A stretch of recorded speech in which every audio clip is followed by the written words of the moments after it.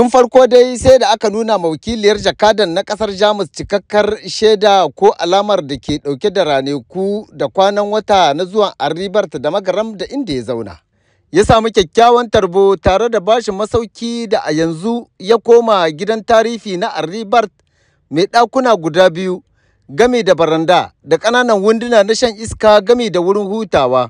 Kafin ya wuce daga Damagaram a ranar Lahadi 30 da watan Janairu na shekarar 1853 zuwa Katsina ta tarayyar Najeriya. Aujourd'hui, je suis venu ici pour présenter ces livres sur le chercheur allemand Henri Barth. Yau na zo nan ne don na gabatar da waɗannan littattafan na mai binciken nan na ƙasar Jamus, Henri Barth a Damagaram da ma al'umma. Kuma kuna gani ga littafin a harsuna 4. Domin kowa na iya ziyarta, ya duba, ya karanta domin ya samu labari game da wannan mai binciken na ƙasar Jamus, Henri Barth. Kafin a ƙawata shi zuwa ginin zamani da aka bai jama'a damar gudanar da ziyara, inda mahalarta bikin suka yi zaman mintuna 2 na tunawa da Henri Barth.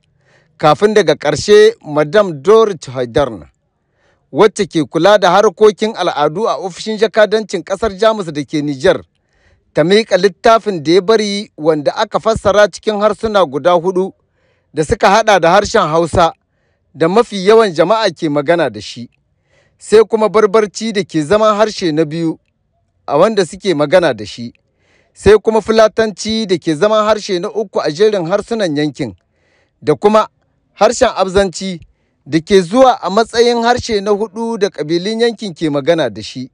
Na gani a lokacin da ya kawo ziyara, garin ƙarami ne ƙwarai kuma ya samu karɓuwa daga sarki na zamanin, tunda abin da ya rubuta na nuna yadda ya samu karɓuwa ga al'umma.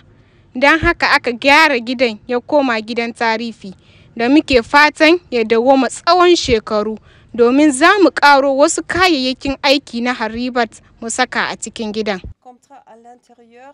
Markalawan Agara da ke zaman babban bafadan sarkin Damagaram shi ya karɓi littattafan da sunan mai alfarma sultan na Damagaram.